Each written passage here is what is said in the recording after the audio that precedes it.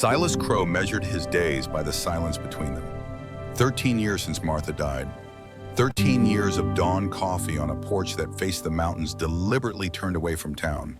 13 years of conversations held only with his horse, with the wind, with the ghost that lived in the empty chair beside him. The April morning broke cold across the Montana Territory, frost still clinging to the grass like memories that refused to fade. Silas sat in his usual spot, the worn wooden chair groaning beneath his weight, as it had every morning for more than a decade. In his weathered hands, a dented tin cup held coffee so bitter it could strip paint from a barn door. He preferred it that way. Sweetness had no place in his life anymore. The cabin behind him stood small but solid, built by his own hands in the summer of 1862, when the war still raged and hope still lived in his chest. 2 rooms, a fireplace, a bed too big for one person. He had added a second room that year, meant for children that would never come, for a future that had died alongside his wife in a fever bed 200 miles from where he stood. At 58 years old, Silas Crow looked every day of his aim and then some. His beard had gone from black to iron gray to something closer to snow, hanging past his collar in the fashion of men who had stopped caring what civilization thought of them. His hands bore the scars of a lifetime, knife cuts and rope burns, and the permanent calluses of a man who worked from sunup to sundown because idleness invited memories. The scar on his thigh ached this morning, as it always did when weather threatened to change. A gift from Shiloh, from a Confederate bayonet that had missed his femoral artery by the width of a prayer. He had killed the man who gave it to him, then crawled half a mile through mud and blood to reach the field hospital. They had wanted to take the leg. Silas had refused with a vocabulary that would have made his mother weep. He survived. He always survived. That was both his blessing and his curse. The sun crept higher, painting the peaks of the Absaroka Range in shades of gold and pink that Martha would have called beautiful. Silas saw only light and shadow, the mechanical turning of the world that continued, whether he participated in it or not. He had stopped seeing beauty the day they told him his wife was dead. He drained the last of his coffee, feeling the familiar burn down his throat, and reached for the pot to pour another cup. The morning stretched before him like all the mornings before it, filled with fence mending and trap checking and the endless small tasks that kept a man alive without really living. Then he heard the scream. It came thin on the wind, distant enough that he might have imagined it. A sound that could have been an animal, could have been a bird, could have been nothing at all. But Silas Crow had spent 15 years as a scout for the Union Army, and his ears had been trained to distinguish between sounds that mattered and sounds that did not. This one mattered. He set his cup down, slowly, deliberate in this as in all things. The rifle leaned against the cabin wall where it always leaned, loaded and ready, because a man who lived alone in the wilderness did not survive by being unprepared. His hand found it without looking, muscle memory from decades of reaching for weapons in moments when hesitation meant death. The scream came again. Human, female, desperate. Silas moved.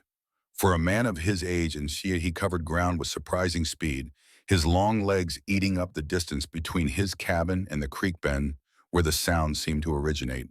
His boots found purchase on rocks and roots with the instinct of someone who had spent more of his life outdoors than in, who knew this land better than he had ever known any person. The creek ran clear this time of year. Winter's fury long subsided into spring's gentler flow. Water burbled over smooth stones, polished by centuries of current, the sound peaceful and ordinary, completely at odds with the violence that had recently visited this place. He saw the cloth first, black fabric torn and scattered across the rocks like wounded ravens. A dress, he realized, or what had once been a dress. The kind of garment he had not seen in years, not since his brief visits to town, where the respectable women attended church services. Then he saw more fabric white, this time intimate garments that made him look away instinctively, his jaw tightening with understanding. Then he saw her. She lay curled against the trunk of a cottonwood, her body pulled into itself like a wounded animal, seeking the smallest possible target. Stripped of clothing and dignity, alike she had pressed herself into the shadows where the morning sun had not yet reached, as if darkness might offer the protection that humanity had denied her. But it was not her nakedness that stopped Silas in his tracks. He had seen naked bodies before living, and dead had seen what war and cruelty could do to human flesh. What stopped him was the torn black habit lying nearby, the distinctive garment of a woman who had given her life to God. And what stopped him even more was the small silver cross that still hung around her neck, glinting in the filtered light like a tiny act of defiance against everything that had been done to her. A nun, someone had done this to a nun. Her eyes found his across the small clearing, and Silas saw no tears in them. That was what struck him hardest, harder than the bruises already darkening on her arms, harder than the scratches on her bare feet from walking across rough terrain. Her eyes held only the hollow resignation of one who had seen the worst of humanity and expected no better. She looked at him not with fear exactly, but with a terrible knowing, as if she had already calculated the odds of this new man offering help versus offering harm. She expected harm. Her body tense, preparing for it, and somewhere in Silas Crow's frozen heart, something cracked. He averted his eyes immediately, the gesture instinctive and absolute. In one smooth motion, he removed his coat, the faded blue cavalry jacket he still wore, despite the memories it carried. The brass buttons had long since tarnished to a dull brown, but the fabric remained solid, warm from his body, large enough to cover a much smaller frame. He took a step backward, then another, putting distance between himself and this violated woman. The last thing she needed was another man standing over her. His voice emerged rough from a throat that formed few words these days. Cabin is just beyond that rise. When you are ready, he paused, searching for more to say and finding nothing adequate. Words had never been his strength, and what words existed for a moment like this? He placed the coat on a rock within her reach, close enough that she would not have to move, far enough that she would not have to come near him. Then he turned his back completely, giving her the privacy that had been so brutally stripped away. Some choices defined a man. Standing here, back turned, rifle pointed at the ground, Silas Crow made his choice. He would not look. He would not approach.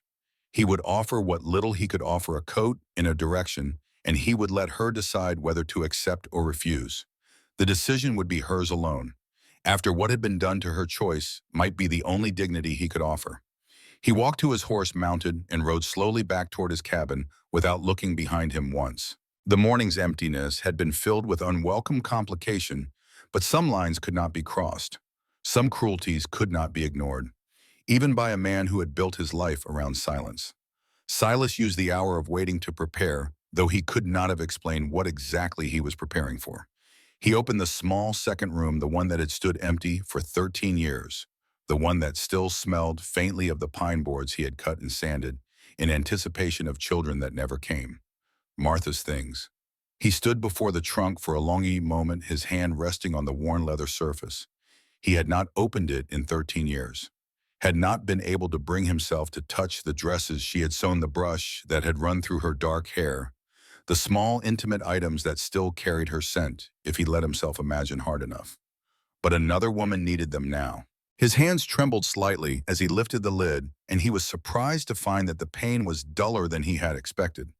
Still there, yes, still capable of stealing his breath, but somehow bearable, as if 13 years of silence had built up calluses on his heart the same way work had built them on his hands.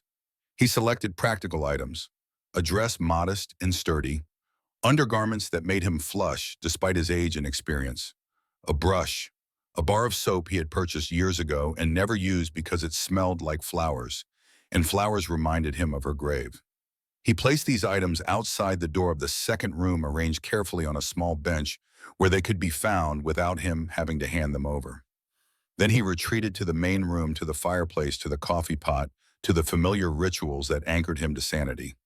She appeared at his door an hour later. His cavalry coat hung around her shoulders like armor, her small hands clutching the lapels closed over her chest. Beneath the hem, her bare feet showed scratched and bleeding from the long walk, but she stood straight. Dirt streaked her face and her hair hung in tangles around her shoulders, freed from whatever covering it had worn before. But her eyes, those terrible knowing eyes, held something they had not held before. Not hope, not yet, but perhaps the possibility of hope. She looked at the door frame, at the cabin interior, at the sparse furnishings of a man who had stripped his life down to essentials. Her gaze found the trunk of women's items visible through the bedroom door, and something flickered across her face. Understanding, perhaps. Recognition that this solitary man had lost someone too. Silas gestured toward the interior without stepping closer, maintaining the distance he sensed she needed. Spare room is yours. Left some things of my late wife's outside the door. Should fit well enough. He paused, uncomfortable with so many words at once. His throat ached from the unusual effort of speaking. I do not ask questions that are not offered answers. She nodded once, a barely perceptible movement, then stepped inside. Silas closed the front door behind her, then moved to the porch to give her space. He heard the careful opening and closing of the bedroom door, then silence. An hour passed. Silas sat on the porch with his rifle across his knees, watching the trail that led down toward town. No one came. The wind stirred the new grass, carrying the scent of pine and snowmelt and the distant promise of summer. Inside, he heard movement. The splash of water in the basin he had filled earlier. The creak of floorboards as she moved about the small room. Normal sounds, domestic sounds, sounds he had not heard in 13 years. He retrieved another cup from the shelf, Martha's cup unused since the day she died.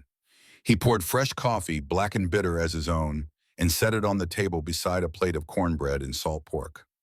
Simple food, honest food, all he had to offer. Then he returned to the porch. Through the window, he watched her eventually emerge from the bedroom. Martha's dress hung loose on her thinner frame, but she wore it with a dignity that transcended circumstance. Her hair had been brushed and pinned, her face washed clean of dirt and tears. The silver cross still hung at her throat, catching the light from the window. She moved with careful precision, each step deliberate, as if she were learning to walk in a new body. Her eyes swept the cabin, taking in the sparse furnishings, the military precision of tools hung on walls, the complete absence of softness or decoration. A man's space, a lonely man's space. Her gaze found the table where food waited. She looked at it for a long moment, then looked toward the porch where his silhouette was visible through the window.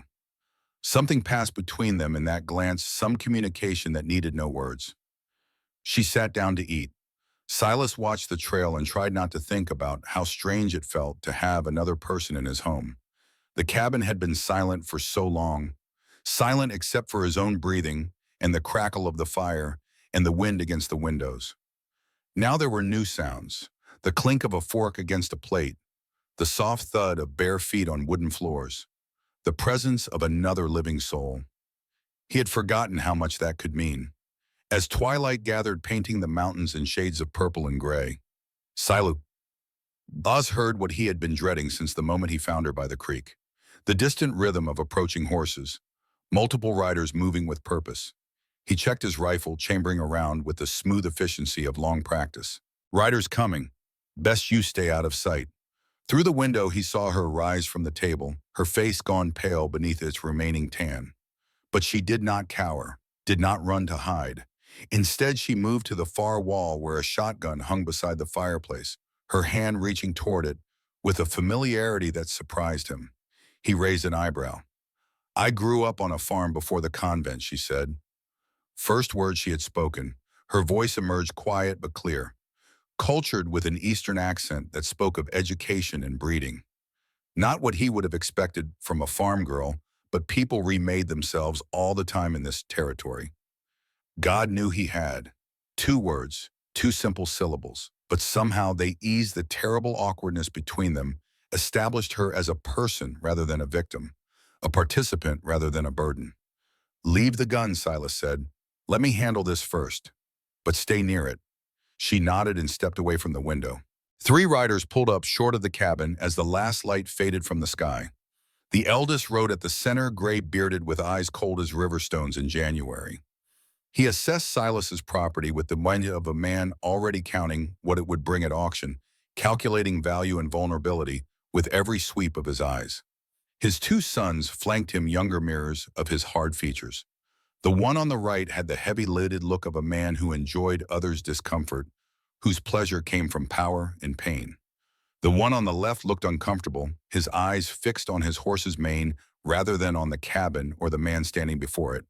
Their horses bore a brand Silas recognized, a stylized H enclosed in a circle.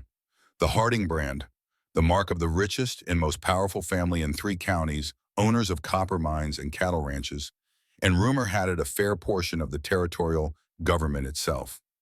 Silas waited on his porch rifle held casual but ready. The silence stretched between them like a rope pulled taut, neither side willing to speak first and therefore cede some invisible advantage. The eldest Harding broke first. You Silas Crow I am. I am Ezra Harding. These are my sons, Samuel and Thomas. We are looking for a woman, Sister Catherine from the St. Agnes Convent in Chicago. Trail leads here. Silas studied them, noting how Samuel's hand rested near his holster, how his eyes kept darting toward the cabin windows with predatory interest. Noting how Thomas refused to look up at all, shame written in every line of his hunched shoulders. This is private property, Mr. Harding. The law says family has rights to retrieve their own. The law says a man's land is his to decide who stays and who leaves. Silas shifted his weight slightly, positioning himself between the riders and the cabin door. You got a claim on a nun, you take it up with the church, not with me. Ezra's mouth tightened beneath his gray beard, and for a moment Silas saw the violence that lurked beneath the veneer of respectability. This was not a man accustomed to being told no. This was not a man who accepted obstacles gracefully. She is not right in the head, Ezra said, switching to a tone of paternal concern, so false it might have been laughable under other circumstances. Like her mother before her. We only want to ensure she receives proper care. Seems to me a woman who can walk 15 miles through rough country is plenty right in the head. Samuel leaned forward in his saddle, his lip curling. Listen here, old man. The cabin door opened. Every eye turned to see her standing there, framed in the doorway, wrapped in Martha's dress, with the silver cross gleaming at her throat. She had found a shawl somewhere, draped it over her shoulders, and she stood with her back straight and her chin lifted like a queen addressing peasants.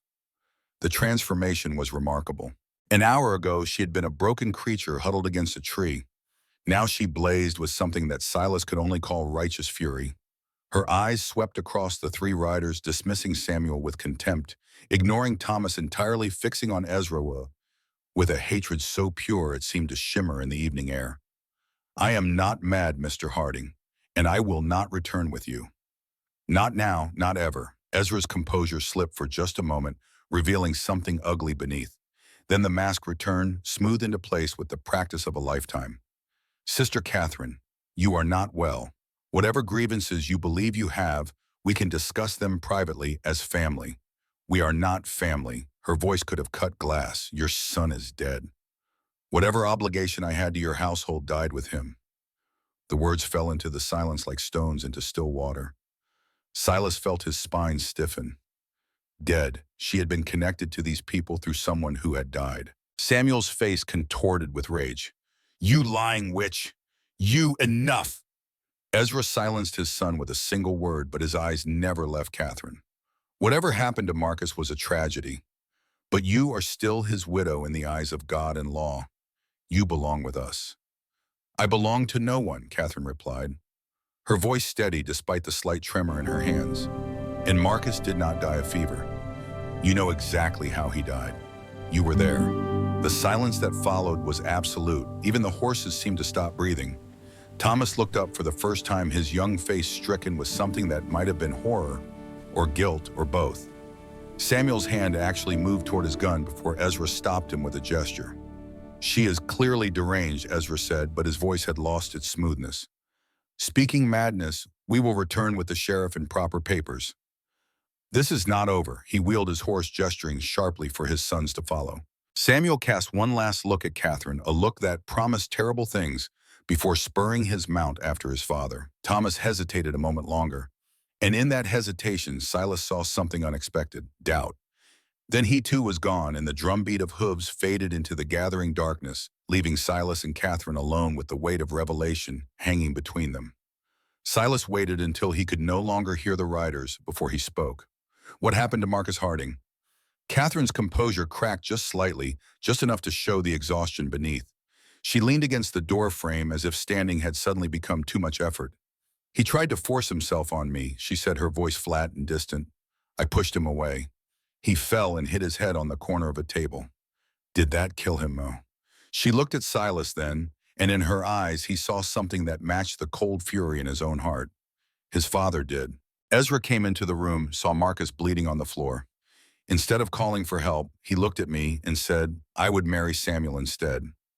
When I refused, he knelt beside his own son and held a pillow over his face until Marcus stopped breathing.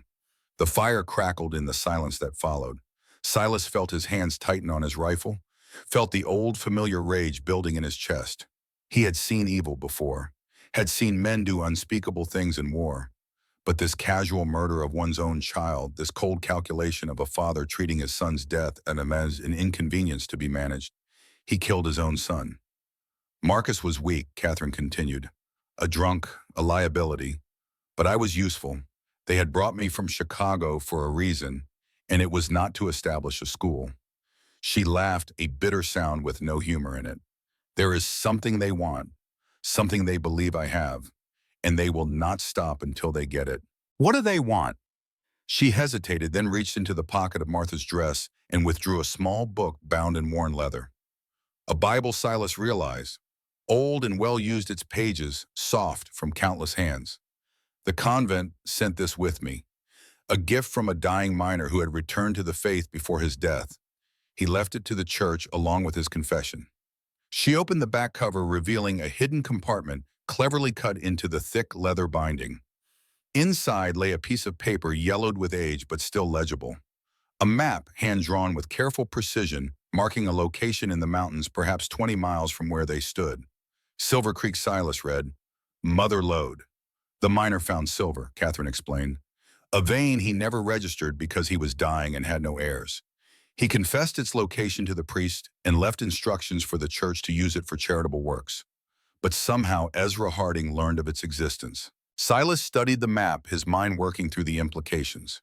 This location is on federal land, unregistered.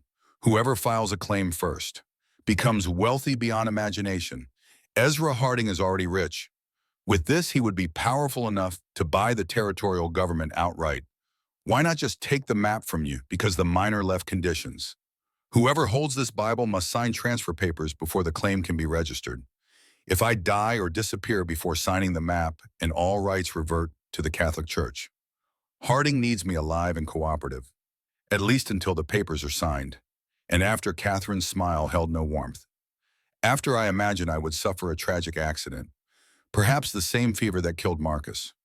Silas looked at this woman, this nun, who had survived assault and witnessed murder, who stood in his cabin, holding a fortune in her hands and asking nothing from him except shelter. He thought of Martha dead these 13 years. Thought of all the nights he had sat on his porch drinking bitter coffee and watching stars wheel overhead, telling himself he had earned his isolation through loss. He thought of another woman long ago who had needed help and received none. His mother beaten by his father until the day she finally stopped getting up. He had been 12 years old, too small and too scared to stop it. He had carried that failure his entire life. You can stay, he said, long as you need, and if they come back. He did not finish the sentence. He did not need to. Catherine met his eyes, and in that meeting something shifted. Not trust exactly, not yet, but the beginning of an alliance forged in shared understanding of what they faced. Thank you, she said, and then after a pause, I was a teacher before I took my vows. At the convent, I taught the younger girls to read and write. I am not helpless, Mr. Crow. Only temporarily without resources. Silas nodded, did not miss the steel beneath her words. Name is Silas, and I have not thought you helpless since I saw you pick up that shotgun. Something flickered across her face, not quite a smile, but closer than anything he had seen from her yet. Then fatigue claimed her again, and she swayed slightly against the doorframe. You should rest, Silas said. Spare room has a bed. Lock works from the inside. She nodded and turned to go. At the door to the small room, she paused. Silas, thank you for turning away. At the creek. She did not look back as she spoke. It was the first kindness anyone has shown me in months. Then she was gone and the door closed, and Silas heard the click of the lock engaging. He sat by the fire until dawn, rifle across his knees, thinking about silver maps and murdered sons, and the look in Ezra Harding's eyes when his carefully constructed plans had begun to unravel. The Hardings would return, that much was certain. With the sheriff, with lawyers, with whatever force they deemed necessary to reclaim their prize. And when they came, Silas would be waiting. He had spent 13 years hiding from the world-building walls around his heart, telling himself that involvement with other people only led to pain. But some things could not be ignored. Some evils demanded response. As the first light of dawn crept through his window, Silas Crow made a decision that would change everything. He would not hide anymore. The morning brought clarity alongside the sunshine. Silas moved through his routine with the efficiency of long practice, but his mind worked constantly, turning over the problem from every angle the way he had once planned military campaigns. He needed information, needed to understand the full scope of what he faced, and that meant going somewhere he had avoided for months. Town. He found Catherine already awake when he emerged from his room. Her borrowed dress traded for more practical clothes she had apparently found in Martha's trunk. Work clothes, the kind his wife had worn when helping with outdoor chores. They fit better than the dress, and the sight of them stirred something painful in his chest. "I am going to Copper Ridge," he said. "Need supplies. Need information." Catherine nodded, her face carefully neutral. "Should I expect you to return?" The question held layers. She was asking if he planned to hand her over, to wash his hands of this trouble, to take the easy path. He understood why she asked. In her position, he would have asked the same. "I will return, and I will bring back what we need to fight this legally." Her eyebrows rose slightly. Legally, Hardings own the sheriff, probably own the judge. But there are other ways. Proper papers filed with proper authorities. Make it harder for them to claim you are mad. Make it harder for them to simply take you. "You know how to do this, Sonome, but I know someone who does." He left her with instructions. "Keep the door barred. Do not answer for anyone but him." The shotgun was loaded and leaning by the window. She knew how to use it. The ride to Copper Ridge took most of the morning, giving Silas time to think. The town had grown since his last visit, new buildings sprouting along the main street like mushrooms after rain. Mining money flowing in from the Harding operations, transforming what had been a quiet settlement into something approaching a real town. He tied Moses outside the general store, noting the eyes that tracked his movements from doorways and windows. In a small town, everyone knew everyone's business. The solitary mountain man rarely came to civilization, and his appearance would be noted and discussed before the sun set. Agnes Whitmore looked up as he entered, her sharp eyes taking in his appearance with a single sweeping glance. At 45, she carried herself with the authority of a woman who had survived difficulty and emerged stronger. Her husband had died 5 years ago in a mining accident that Silas suspected had been no accident at all. Silas Crow. She kept her voice neutral, but something in her eyes sharpened with interest. "Been a while. Need supplies. Flour coffee?" He hesitated, then committed. "And some fabric. Plain cotton. Women's necessities." The silence that followed was eloquent. Agnes reached beneath her counter for the requested items, but her movements had slowed, become deliberate. "Heard there's people looking for a woman," she said quietly. "Religious woman from back east, run off from the Harding place." "That's so." Agnes wrapped the fabric in brown paper, her fingers precise. "Also heard some things about how she left. What condition she was found in." Silas kept his face impassive, but inside he felt a flare of something hot. People were talking. That meant people had seen, possibly even seen him carrying his coat down by the creek, seen the woman walking toward his cabin. "My husband died in that mine," Agnes continued, her voice barely above a whisper now. "Accident," they said. But Henry knew something about how Harding weighs his ore. Was planning to go to the Territorial Commission.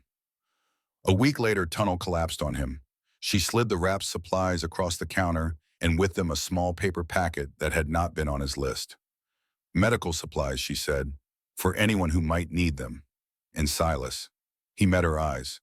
"Whatever you are doing, be careful. The Hardings do not lose gracefully."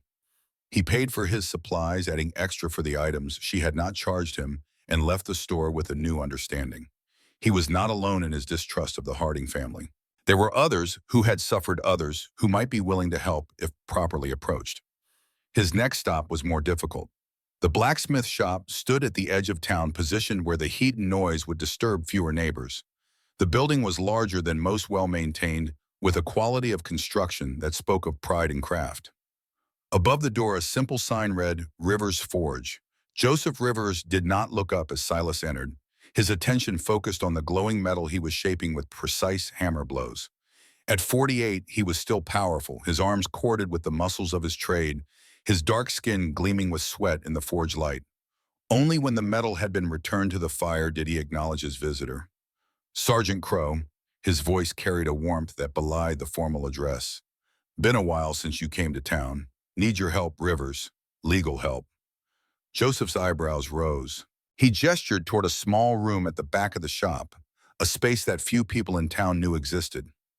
Inside, shelves lined with books surrounded a simple desk, the accumulated library of a man who had taught himself law and letters in the years since his escape from slavery, who had made himself indispensable to a community that barely tolerated his presence. "Tell me," Joseph said, and Silas did. When he finished, Joseph sat in silence for a long moment, his fingers steepled beneath his chin. "Guardianship petition," he finally said. "Harding will file one claiming she is mentally unfit. Standard procedure for controlling inconvenient women. His wife's family, my mother, half the women in any asylum in this country. Can we fight it, maybe?" He pulled down a volume of territorial law, flipping through pages with practiced ease. "If she is married, she falls under her husband's family's authority. But Marcus is dead. If she was never legally married to him, she was a guest in their household, nothing more. She was a nun, sent by her convent. Even better." Joseph began to write, his penmanship elegant and precise. "Employment contract. You hired her as housekeeper and groundskeeper before she arrived at your property. You have been in correspondence with the St. Agnes Convent regarding a position for one of their sisters. She arrived to take up that employment. That is a lie. It is a legal document." Joseph looked up, his eyes holding both warmth and steel. "One lie to counter their many. You want to fight the Hardings in court, you need standing. An employment contract gives her status as a free woman working for wages, not a dependent to be claimed." Silas took the document Joseph offered, reading it carefully. The legal language was beyond him in places, but the intent was clear. If Catherine was his employee, she had rights. If she had rights, she could not simply be taken. This might work. Might give a judge an excuse to rule against Harding if he is looking for one. Will not stop them from trying other methods. Silas folded the document and tucked it into his coat. But it is a start. He left the forge as afternoon shadows began to lengthen, his saddlebags heavier with supplies and his mind heavier with plans. He had one more stop to make, one more ally to secure. The Methodist Church stood white and simple at the western edge of town, its steeple the tallest structure in Copper Ridge. Reverend William Morse had served this congregation for 20 years, had married Silas and Martha in this very building, had spoken the words over Martha's grave, while Silas stood silent and shattered. He had not entered the church since that day. The door creaked as he pushed it open, the sound echoing in the empty sanctuary. Late afternoon light streamed through plain glass windows, illuminating rows of wooden pews worn smooth by generations of worshipers. At the front, a simple cross hung above a modest altar. William Morse emerged from a side door, Bible in one hand, and Silas noted with grim amusement a Remington revolver in the other. At 65, the Reverend had not lost the reflexes that had kept him alive as an Army chaplain during the war. Silas Crow, his voice carried genuine warmth as he recognized his visitor. 3 years since you darkened my door. What brings you back?" "Need a witness." Silas held up the employment contract. "And someone Harding cannot buy." Morse read the document slowly, his expression shifting from curiosity to understanding to something harder. "The nun they are searching for. She is with you. She is. And I mean to keep her there until she chooses otherwise." The Reverend set down his Bible and his gun, fixing Silas with a look that had once convinced frightened soldiers to return to battle. "Tell me everything." Silas did. The discovery by the creek, the Harding visit, the revelation about Marcus, about the murder, about the silver map that drove it all. Morse listened without interruption, his face growing grimmer with each detail. When Silas finished, the Reverend was silent for a long moment. "I married the Harding boy's mother," he finally said. "Watched her fade away year after year, her spirit crushed by that man. When she died, I prayed it was release." He shook his head. "What you described does not surprise me. Only confirms what I have long suspected. Will you help?" Morse took the contract and reached for his notary seal. "I will witness this and file it with the territorial court tomorrow." More than that, he met Silas's eyes. "I will write to the U.S. Marshal in Helena. What you describe is murder, and murder is federal jurisdiction if local law is compromised. Harding owns the sheriff. Harding owns many things, but not everything. Not everyone." Morse pressed his seal to the document with deliberate force. "There are limits to any man's power, even his. The question is whether enough people are willing to test those limits." Silas took back the notarized contract, feeling its weight as more than mere paper. "Thank you, William. Do not thank me yet." The Reverend's voice held no false comfort. "What you have started will not end easily. The Hardings will fight with every weapon they possess, legal and otherwise. You need to be prepared for that." "I am." Morse shook his head slowly. "I do not think you are. I think you have spent 13 years preparing to die alone. Now you will have to learn to live for someone else again. That is harder." The words struck deeper than Silas wanted to admit. He left the church without responding, mounting Moses as the sun began its descent toward the western peaks. The ride home felt longer than the ride out, weighted with responsibility and the growing certainty that his life of isolation had ended. For better or worse, he had committed himself to this fight, had made himself a target by defending this woman, this stranger who had stumbled into his careful solitude and shattered it completely. He thought of Martha as he rode, wondered what she would think of him now, of the choice he had made. She had always been the one who pushed him toward connection, toward community, toward engagement with the world he preferred to avoid. She would have approved of this, he decided, would have done it herself without hesitation. The thought brought no comfort, but it brought something else, a sense of rightness, of finally doing something worthy of the woman he had loved and lost. As his cabin came into view, golden in the last light of day, Silas saw her standing on his porch. Catherine had cleaned something, had worked at something during his absence. Evidence of activity surrounded her. A swept yard, a straightened fence post, signs of a woman who could not sit idle while her fate was decided by others. She watched him approach, her face unreadable in the fading light, but she did not look afraid, did not look defeated. She looked like someone waiting to hear whether they had a chance to survive. Silas dismounted and handed her the notarized contract without ceremony. "You are now legally my employee. Hired before you arrived, witnesses and filed. It will not stop them, but it will slow them down." She read the document slowly, her education evident in how quickly she parsed the legal language. When she looked up, her eyes glistened with something that might have been tears. "Why are you doing this?" Silas could not answer for a long moment. The question had too many answers and none of them adequate. "Because someone should," he finally said, "and because I am here." It was not enough. Not nearly enough to explain the years of isolation ending, the walls crumbling, the frozen heart beginning to crack. But it was true, and in this moment, truth was all he had to offer. Catherine nodded once, folding the contract carefully and slipping it into her pocket. Then she did something unexpected. She extended her hand, the gesture of one equal meeting another. "Partners," she said. Silas looked at her hand for a moment, at this woman who had been brutalized and bereaved and abandoned, who stood before him now offering not gratitude, but alliance. He took her hand. "Partners." The word felt strange in his mouth, unfamiliar after so many years alone. But as their hands clasped in the gathering darkness, as the first stars began to appear above the mountain peaks, Silas Crow felt something he had not felt in 13 years. Hope. It flickered, tentative and fragile as a candle flame in wind. But it was there, and for now, that was enough. Inside the cabin, the fire crackled, and the coffee grew cold, and somewhere in the darkness, enemies were planning. But on the porch of a lonely mountain cabin, two broken people stood together, and the silence between them was no longer empty. It was full of possibility. The courthouse stood at the center of Copper Ridge, like a monument to the illusion of justice. Its whitewashed wooden walls had already begun yellowing under the relentless Montana sun, and the flag that hung from its modest pole drooped listless in the still morning air.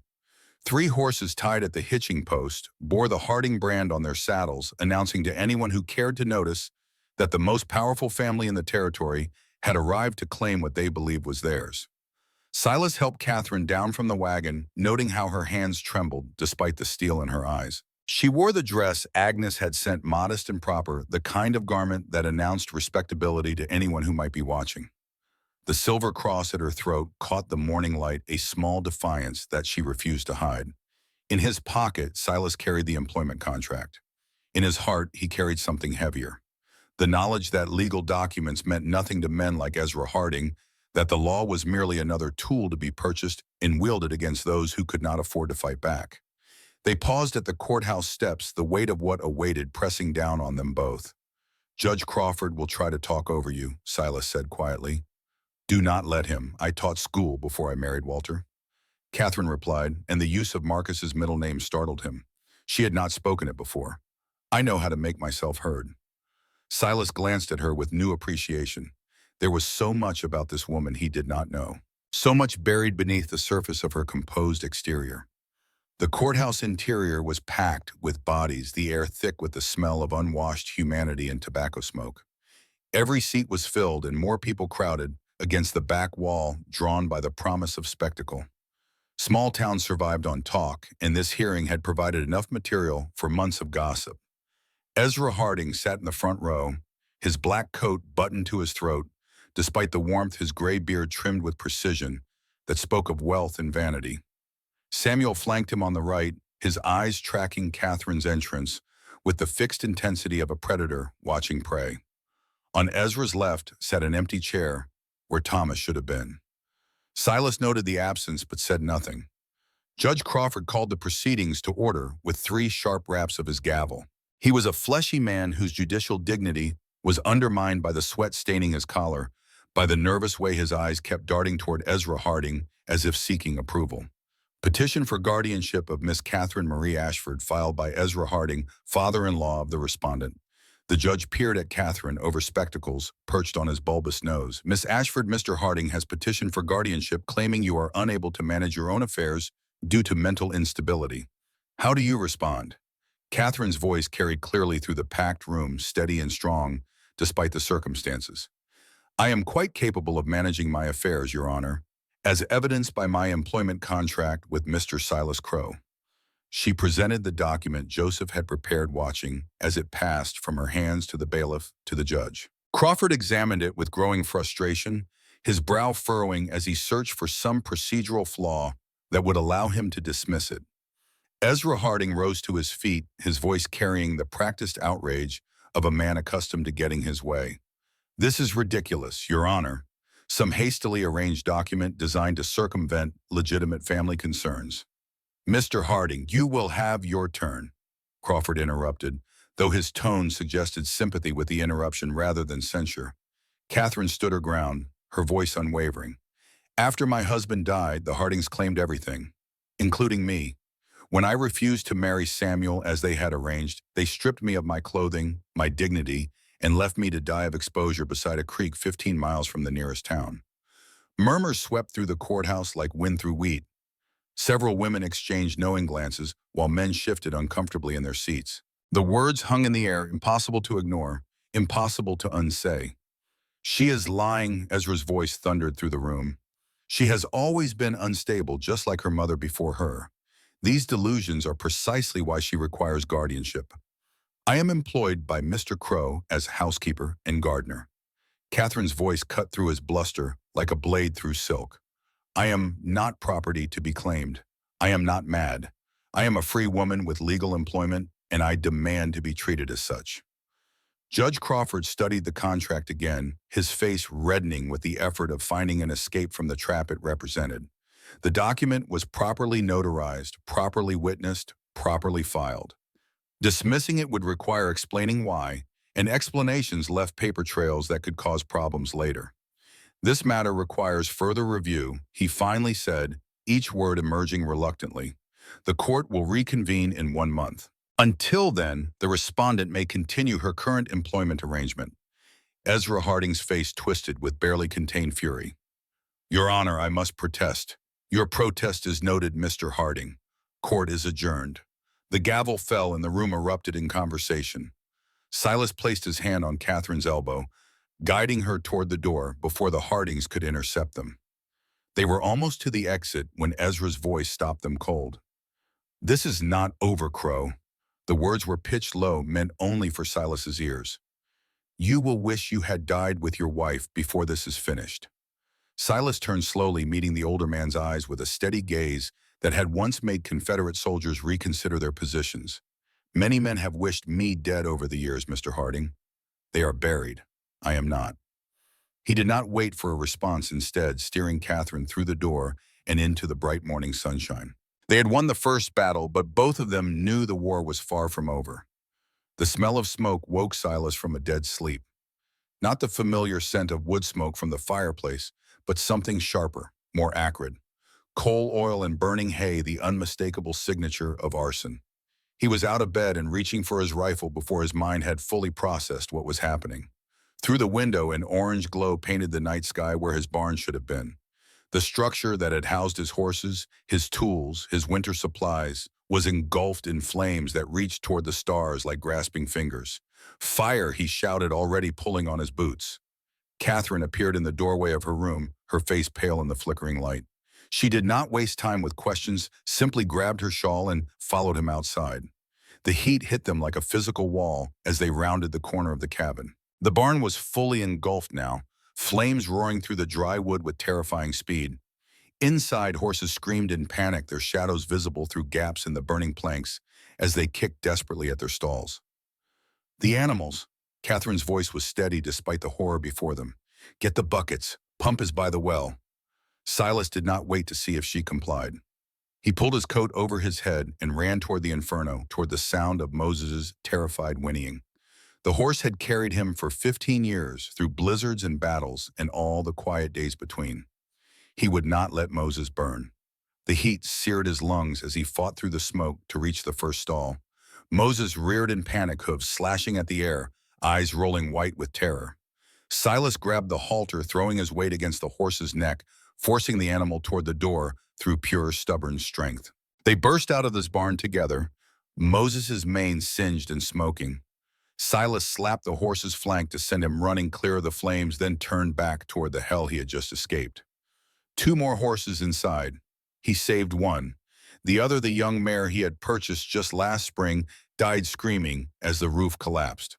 Catherine had organized a bucket line from the well, but they both knew it was futile. The fire had been set with purpose, coal oil splashed liberally to ensure destruction. They could not save the barn. They could only prevent the flames from spreading to the cabin, to the small stable where the surviving horses now huddled to the hay stores. That would mean the difference between life and death come winter.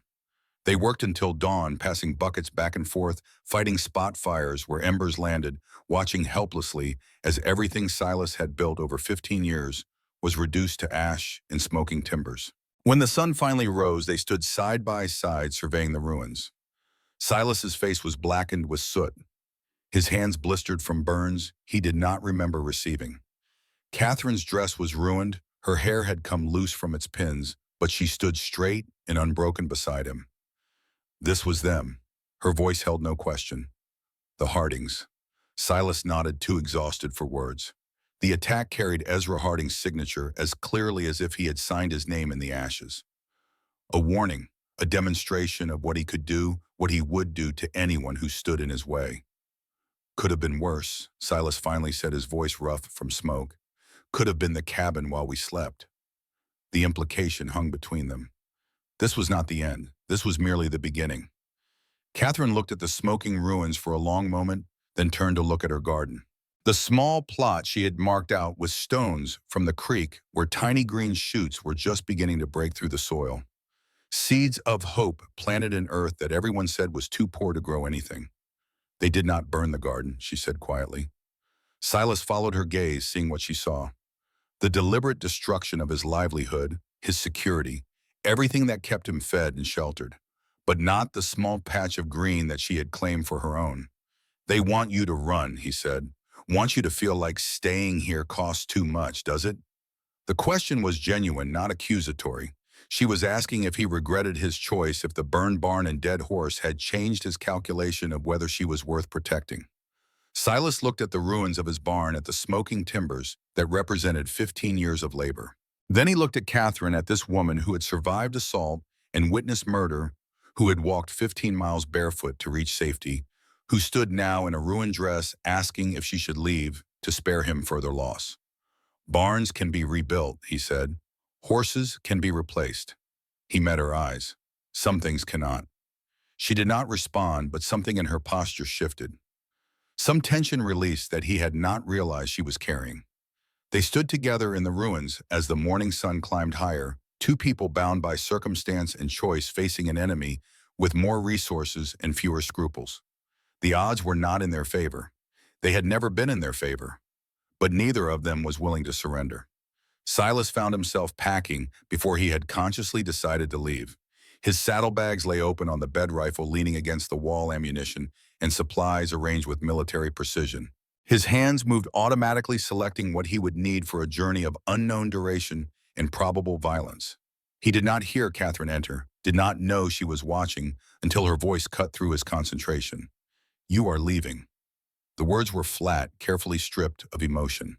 She stood in the doorway, her face pale beneath the soot that still streaked her skin, her eyes fixed on the packed bags with an expression he could not read. "Going to end this my way. With violence. Not a question. A judgment." Silas's hands stilled on the ammunition he had been counting.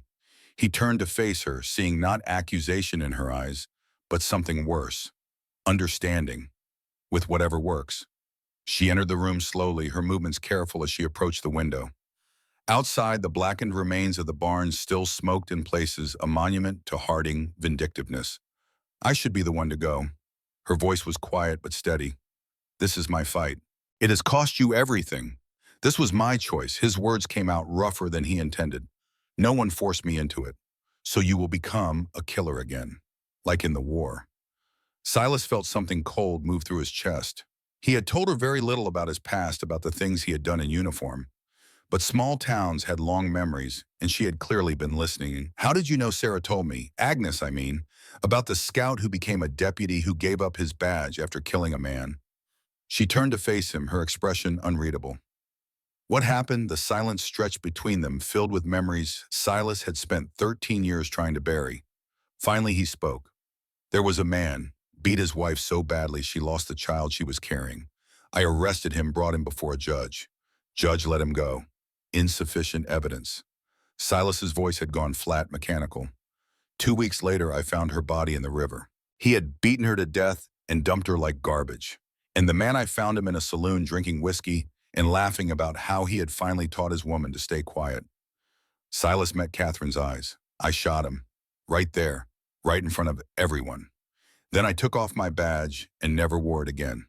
The confession hung in the air between them, ugly and unvarnished. He had never told anyone the full story before, had never admitted out loud that his retirement from law enforcement had been murder, pure and simple, regardless of how much the victim had deserved it. Catherine was silent for a long moment. When she spoke, her words surprised him. "Do you regret it?" "I regret that it changed nothing. His woman was still dead. Her child was still dead. All I did was add another corpse to the pile and destroy my own soul in the process. And now you want to do it again." He did not answer because the answer was yes, and he knew she knew it. Catherine began gathering her own possessions, the few items she had accumulated since arriving at his cabin. The dress Agnes had given her, her mother's silver cross, the small Bible with its hidden fortune. "Then I will go back to town. Agnes will take me in until I can find passage elsewhere. The Hardings have no reason to trouble you if I am gone. They will be watching for that. Every road, every stagecoach. That is not your problem anymore." They moved in opposite directions, the cabin suddenly too small for the weight of their unspoken fears. His fear of losing someone else, of caring and being destroyed by that caring. Her fear of bringing destruction to the one person who had shown her kindness. Silas's hand was on the door when he heard the crash. He spun hand reaching for the rifle and found Catherine standing frozen in the middle of the room. At her feet, white porcelain scattered like broken promises. The teacup. Martha's teacup. The last intact piece from the set his wife had treasured, that he had kept preserved and unused for 13 years. Catherine dropped to her knees, gathering the pieces with trembling hands. Tears fell silently onto the fragments, the first tears he had seen from her since the day they met. "I am sorry." Her voice broke on the words. "It was your wife's. I know what it meant to you." Silas stood motionless for a long moment, staring at the broken cup. Something cracked inside him at the sight, some wall that had held for 13 years, finally giving way under the accumulated pressure of loss. Then slowly he moved. He set down his saddlebags, crossed the room, knelt beside her. His rough hands joined hers in collecting the delicate shards, working carefully to gather every fragment without cutting themselves. Neither of them spoke. The silence between them shifted from tension to something quieter, something approaching understanding. Catherine carried these broken pieces to the table, arranging them carefully. From a shelf, she retrieved a small pot of glue Silas used for mending harnesses. With methodical precision, she began reassembling the cup piece by fragile piece. Things that break can be mended, she said quietly, her focus intent on her work. Not the same as before, but sometimes stronger. Silas watched her hands work their patient magic, watched the cup gradually take shape again under her care.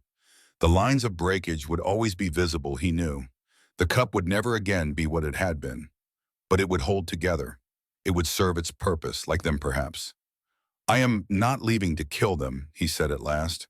The words emerged slowly as if he were discovering them as he spoke. I am going to get legal papers from the county seat. Property deed with both our names on it. Catherine's hands stilled, her eyes lifting to meet his. Both our names, partnership agreement, legal protection. If something happens to me, the ranch is yours. Clear and documented. He spoke matter-of-factly, but the implications of such an arrangement hung in the air between them. A commitment neither had been willing to voice before. Why would you do that? Silas studied the partially mended cup, choosing his words carefully. Been alone too long. Walls do not just keep people out. They keep you in.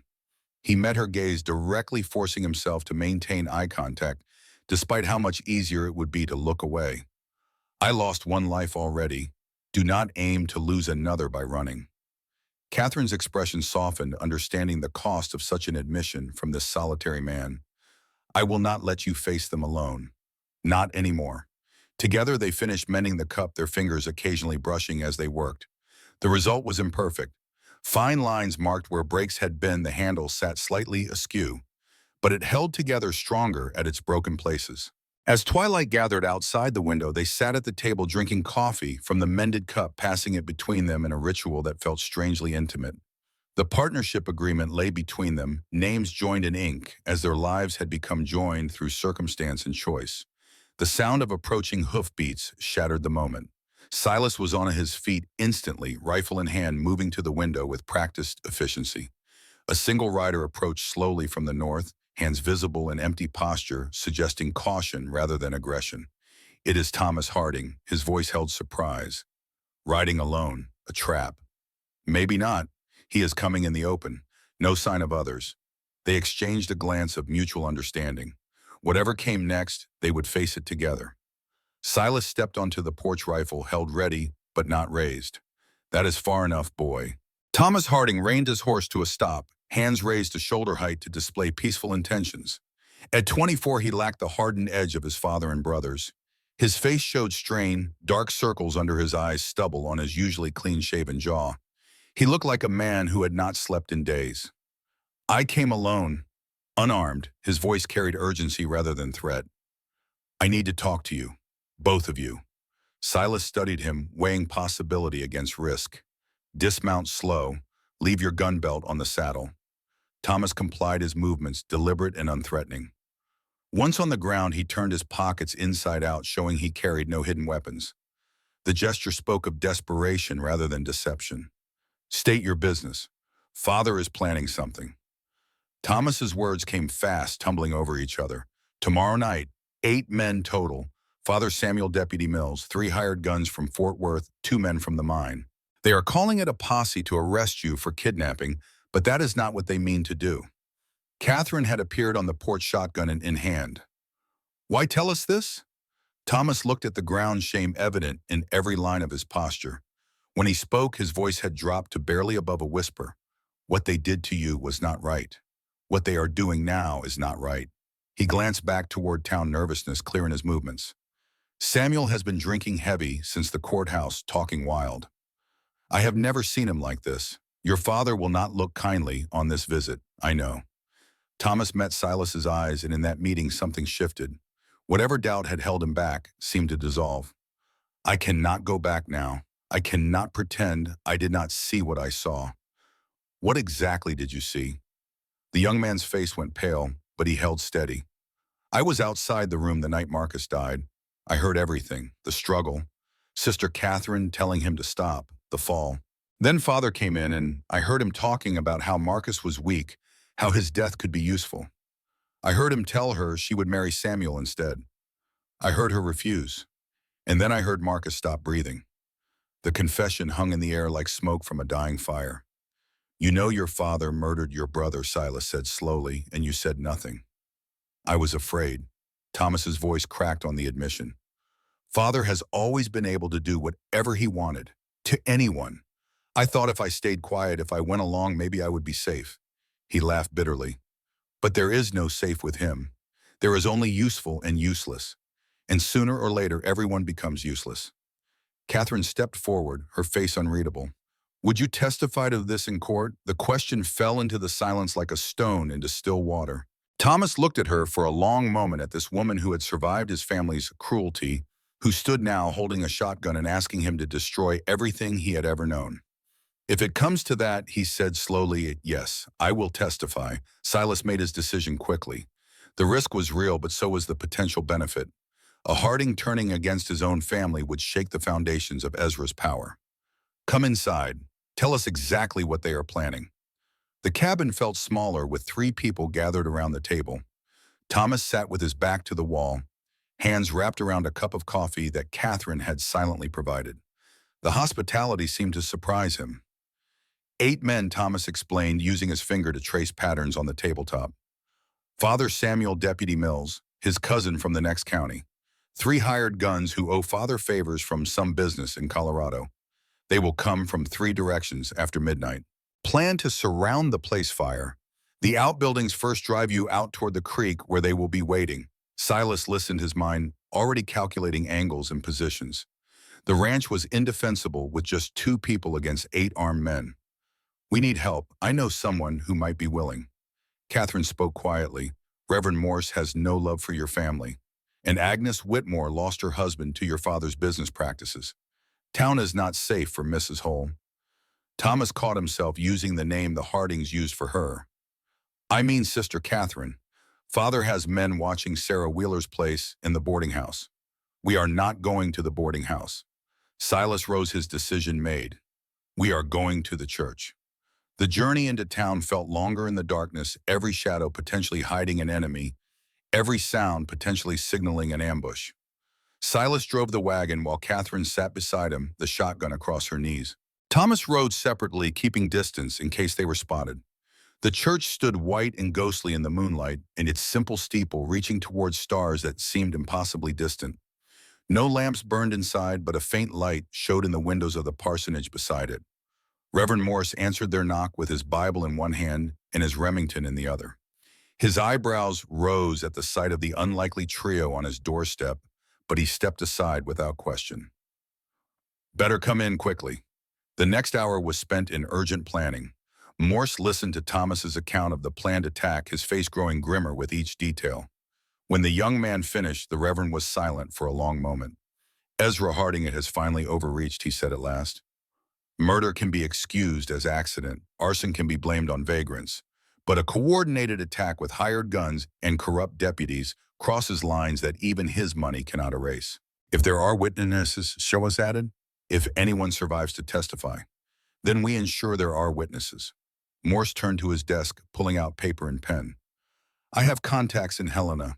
The territorial marshal owes me a favor from years back. If we can delay this attack even a few days. A knock at the door silenced him. Everyone froze. Silas's hand went to his rifle. Thomas shrank back against the wall, and Morse moved to the window, peering through a gap in the curtains. His tension eased slightly. It is Sarah Wheeler, and unless I am mistaken, that is Joseph Rivers with her. The room grew more crowded as Agnes and Joseph entered, both carrying bundles that revealed they had come prepared for more than a social call. Agnes set down medical supplies and ammunition, while Joseph produced a rifle that had clearly seen military service. Jacob Harding came to my store after dark, Agnes explained. The young man's Christian name emerged awkwardly, unused to being spoken with anything but contempt. Told me what his father was planning. Thomas looked up in surprise. You know my brother, I know what it cost to stand against your father. Agnes met his eyes steadily. My husband paid that price. I've been waiting 5 years for someone else to be willing to pay it. Joseph spoke next, his voice carrying the weight of careful consideration. We cannot fight 8 men in open combat, but we can make sure that whatever happens is witnessed, documented, reported to authorities beyond Ezra Harding's reach. Silas felt something unfamiliar expand in his chest. He had spent 13 years avoiding human connection, building walls against the possibility of loss. Now these people, these near strangers, were risking their own safety to stand beside him. Why? The question emerged before he could stop it. Why risk yourselves for us? The Hardings have ruled through fear too long. Agnes's answer was simple and direct. Someone needs to take a stand, and it is easier to stand together, Joseph added. Reverend Morse finished sealing his letter to the territorial marshal. The law should protect people like Sister Catherine, but when the law fails, community must fill the breach. He looked around at the assembled group. We ride at first light. As they finalized their plans, one more person arrived. Eliza Thornton, the elderly postmistress, who seemed to know everyone's business before they knew it themselves, appeared at the door with coffee and information. Deputy Mills was seen buying extra ammunition. Her voice was matter-of-fact, the tone of someone reporting the weather. And the Harding boys are drinking at Wilkins' saloon, talking loud about settling scores tonight. Silas absorbed this new information with the tactical assessment of his scouting days. They might move earlier than planned. Then we should return now. Catherine spoke with quiet determination. I will not be driven from home again. The word home hung in the air, significant in its casual use. The ranch had transformed from refuge to something worth defending. Not just property, but a promise of a new beginning. They rode out as dawn approached, 6 defenders against an unknown number of attackers. Not favorable odds by any reckoning. But Silas had fought longer odds before, and this time he was not fighting alone. As they crested the rise overlooking the ranch, they saw what they had been dreading and expecting in equal measure. Dust clouds on the horizon, riders approaching from multiple directions, too many to be travelers, too organized to be coincidence. The time for preparation had ended. Now came the standing. The riders emerged from the morning haze like apparitions of judgment, their silhouettes darkening against the rising sun as they crossed Silas's property line without hesitation or respect. 8 men in formation, just as Thomas had warned.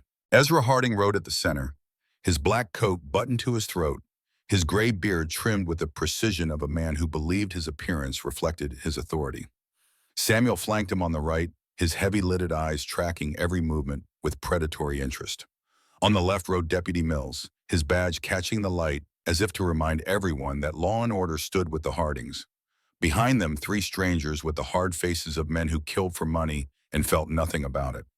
2 more riders brought up the rear, miners or ranch hands pressed into service for the promise of bonus wages. Silas stood on his porch, rifle held loose but ready. Behind him, the cabin door remained closed, but he knew Catherine waited just inside with her shotgun. Around the yard, his unlikely allies had positioned themselves as they had planned in the dark hours before dawn. Joseph stood by the corner of the new barn foundation, his military rifle providing clear sight lines across the approach. Reverend Morse waited near the well, his white collar visible above his plain coat, his presence a reminder that men of God were watching. Agnes had positioned herself near the side of the cabin, her small pistol concealed but ready. Sheriff Briggs had arrived just before sunrise, his badge a counterweight to Deputy Mills, his decision to stand with Silas, a declaration that law could mean more than whoever paid the most. And Thomas Harding stood nearest the trail, ready to confront his family in ways that went far beyond physical confrontation. Ezra raised his hand, bringing his group to a halt 20 yards from the porch. His eyes swept across the assembled defenders, surprise flickering across his features, before his practiced control smoothed it away. Quite a gathering crow, his voice carried clearly in the still morning air. I did not realize you had so many friends. Did not realize I needed them until you started burning my property. A misunderstanding. Ezra's tone suggested anything but regret. These things happen in isolated areas. Vagrants, perhaps, or Indians. There are no Indians within 50 miles of here, and vagrants do not use coal oil. The accusation hung in the air, unanswered and unanswerable. We have come for my daughter-in-law. Ezra changed tactics smoothly. Deputy Mills has proper papers this time. Legal and binding. She will return with us for evaluation by a qualified physician. Mrs. Catherine is a free woman employed on this ranch. Silas kept his voice level despite the anger building in his chest. She is not your daughter-in-law. She was never legally married to your son, and she will not be going anywhere she does not choose to go. Samuel spurred his horse forward a few steps, his hand resting on his holster. You do not give orders here, old man.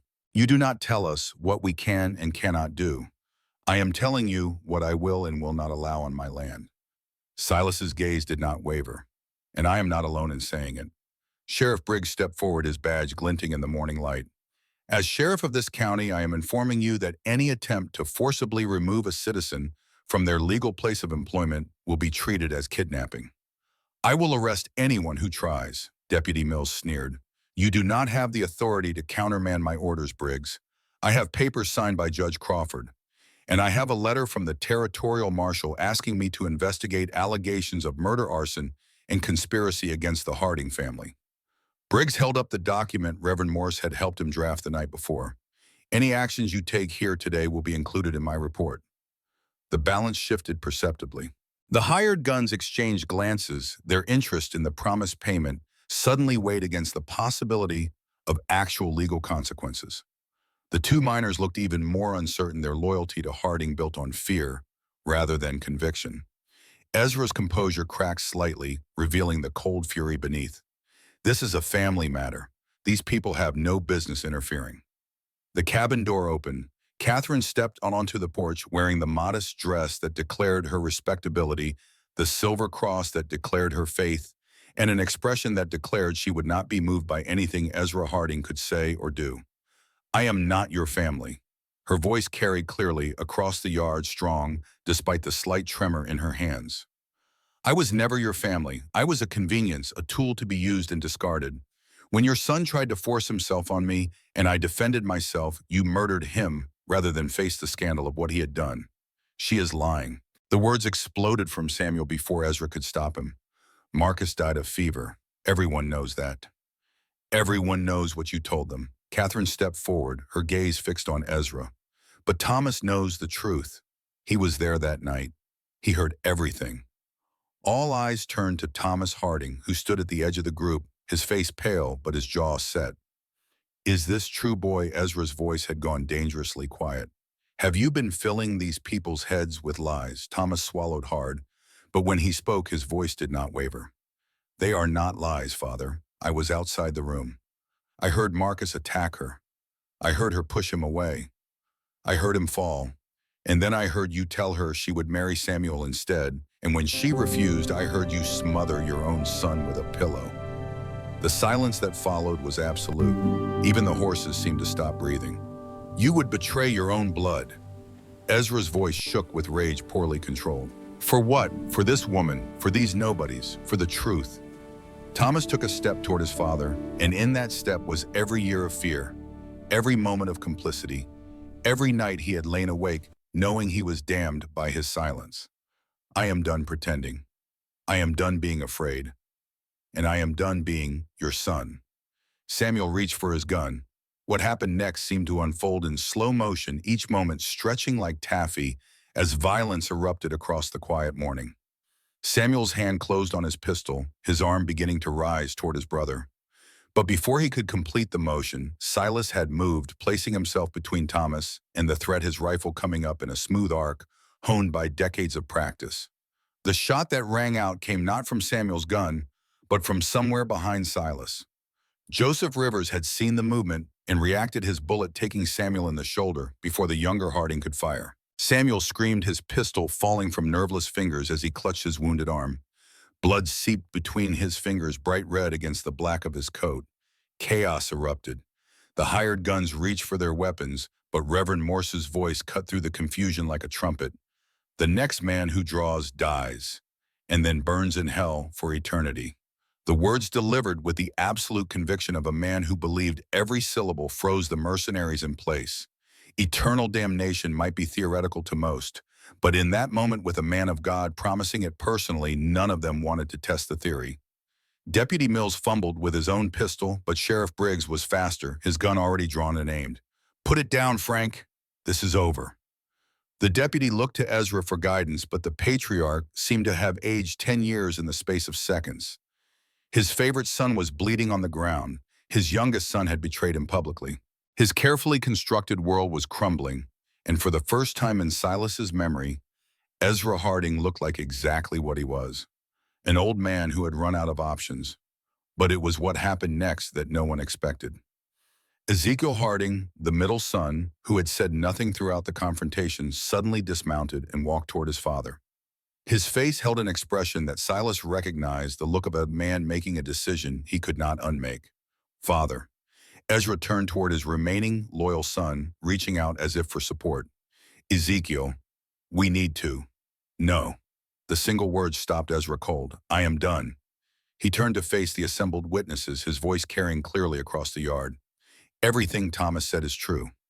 I was there too, outside the room listening. I heard Father smother Marcus. I heard him plan how to use Sister Catherine. And I have spent every day since trying to pretend I did not know what I knew. The second son's betrayal seemed to break something in Ezra that Samuel's wounding had not. He staggered slightly, his hand reaching for his saddle horn as if to steady himself. Both of you, he whispered. Both of my boys. We were never your boys, Father. Ezekiel's voice held no satisfaction, only exhaustion. We were your tools, your weapons, your property. The same way you treated Mother. The same way you tried to treat Sister Catherine. He shook his head slowly. I am done being a tool. The hired guns had quietly begun backing their horses away, wanting no part of a family implosion. The miners had already fled their horses, disappearing over the ridge. Only Deputy Mills remained still, holding his useless pistol, his face a mask of confusion. It is over, Ezra. Reverend Morse stepped forward, his voice carrying the gentle inexorability of a tide coming in. You can leave now peacefully and wait for the marshal to arrive. Or you can force us to hold you here by less pleasant means. The choice is yours. For a long moment, no one moved.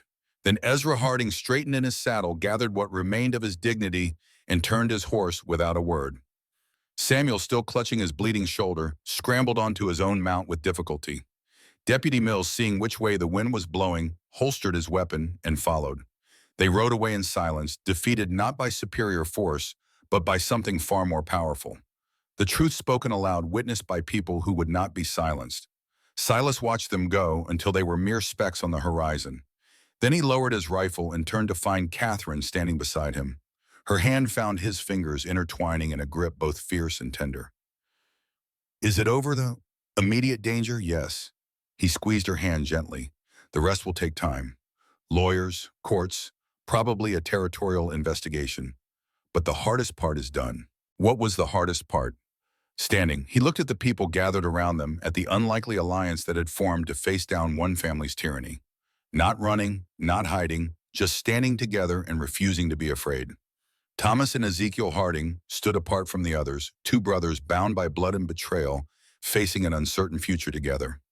They had burned every bridge to their old life in the space of a morning, but they were still standing. Reverend Morse began the process of documenting everything that had happened, his careful handwriting creating the record that would eventually bring down the Harding Empire. Joseph helped Sheriff Briggs secure the scene, while Agnes tended to minor injuries and nerves frayed by adrenaline. And Silas Crow, the mountain man, who had spent 13 years hiding from the world, found himself surrounded by people who had risked everything to stand beside him. The walls he had built so carefully were gone, and somehow, against all expectation, he did not miss them. That evening, after the witnesses had given their statements and the plans for the coming legal battle had been laid, Silas and Catherine sat together on the porch. Between them on the bench sat the mended teacup, its cracks visible, but its form restored. They passed it back and forth, sharing coffee as the sun painted the mountains in shades of gold and crimson. Neither spoke for a long time, content to simply exist in each other's presence. What happens now? Catherine finally asked. Silas considered the question carefully. Now we rebuild. The barn, the trust, whatever comes next. And us. He turned to look at her, at this woman who had stumbled into his life and shattered his careful solitude, who had shown him that broken things could be mended. That isolation was not the same as safety. Partners, he said simply, like we agreed.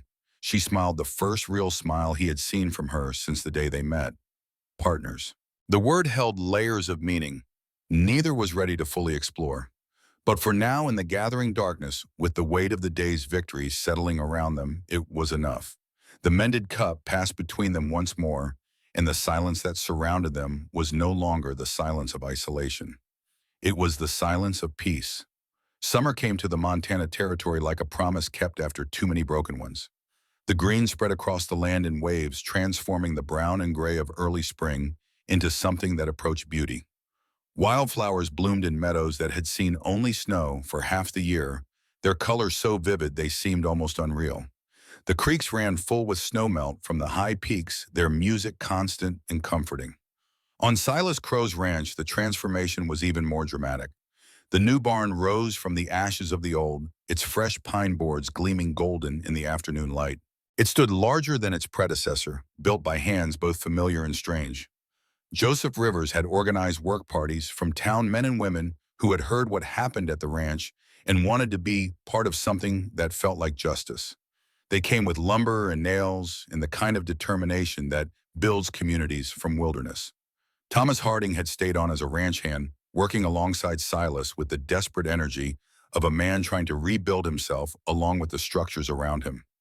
He spoke little about his father or his brother Samuel, but sometimes Silas caught him staring toward the south, toward the town where the Harding Empire was slowly crumbling under the weight of its own sins. Ezekiel had returned to manage what remained of the family holdings, but he did so differently than his father ever had. Fair wages appeared where exploitation had been the norm. Safety measures were implemented in the mines. The workers, who had lived in fear for years, began to speak of the younger Harding with something approaching respect. The world was changing slowly but unmistakably. Catherine's garden had become something approaching miraculous. The small plot she had marked with stones from the creek now overflowed with life. Beans climbed their poles in spiraling green towers. Squash spread their broad leaves across the ground like opened hands. Tomatoes hung heavy on their vines, ripening from green to gold to red under the generous summer sun. She worked in the garden every morning, her hands in the soil before the day grew too warm, coaxing growth from earth that everyone had said was too poor to support anything. Silas would watch her from the porch, sometimes coffee in hand, marveling at the transformation of both the land and the woman who tended it. She had begun teaching again. 3 days each week, Catherine rode into Copper Ridge to conduct classes in the small schoolhouse that had stood empty since the previous teacher fled the territory in fear of Harding retribution. Children who had never learned to read now traced letters on slates under her patient guidance. Farmers' sons and miners' daughters sat together learning that the world contained possibilities beyond the narrow horizons of their parents' lives. The townspeople had been uncertain at first. A woman with her history, her connection to scandal and violence teaching their children. But Catherine had faced their doubts with the same quiet determination she had shown in everything else. And one by one they had come around. Her students adored her. Their parents, seeing the change in their children, had begun to see the change in themselves. Agnes Whitmore had become her closest friend in town, the two women bound by shared experience of loss and survival. They took tea together on Catherine's teaching days, talking of nothing and everything, building the kind of friendship that neither had known they needed until they found it. The legal matters ground forward with the inexorable slowness of territorial justice. The U.S. Marshal had arrived from Helena 3 weeks after the confrontation, a lean man with cold eyes and a reputation for incorruptibility. He had taken statements from everyone involved, examined the evidence, and departed with promises of action that seemed too vague to trust. But action had come. Ezra Harding was arrested on charges of murder, conspiracy, and fraud in late June. The trial would not happen for months, perhaps years, but the patriarch of the Harding dynasty now sat in a territorial jail cell, stripped of the power and prestige that had defined his existence. Reports said he had aged decades in weeks, that the man who had once commanded fear throughout 3 counties now shuffled through his days like a ghost. Samuel had been arrested separately for assault with a deadly weapon, his wounded shoulder having healed just in time for him to be fitted with prison chains. His sentence of 15 years at hard labor seemed inadequate given the scope of his crimes, but it was something. Justice imperfect was still justice. Deputy Mills had fled the territory, entirely disappearing into the vast anonymity of the West. No one pursued him with any great vigor. Some problems solved themselves through cowardice. On a warm evening in late August, Silas sat on his porch, watching the sun descend toward the mountain peaks. The light painted everything gold, transforming the ordinary landscape into something that approached the sublime. Beside him, the mended teacup sat on the railing, waiting for its evening use. Catherine emerged from the cabin carrying 2 cups of coffee and a document that she handled with particular care. She settled into the chair beside him, the chair that had stood empty for 13 years before her arrival, and handed him one of the cups. Joseph finished the papers today. Her voice was quiet, but something in it made Silas pay closer attention than usual. What paper's the new partnership agreement? She unfolded the document, smoothing it across her lap. He said you asked him to draw it up. Silas nodded slowly. The employment contract had served its purpose, but it had always been a legal fiction, a tool rather than a truth. What he had asked Joseph to create was something different, something real. Full partnership, he said. Equal ownership of the land, the livestock, the buildings, everything split down the middle. I know. I read it.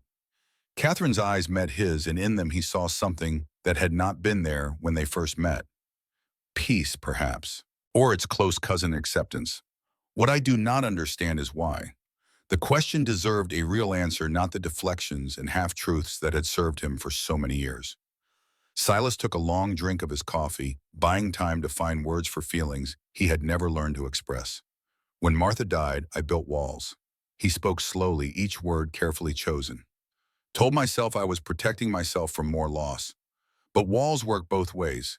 They kept pain out, but they kept everything else out too. Life, connection, purpose.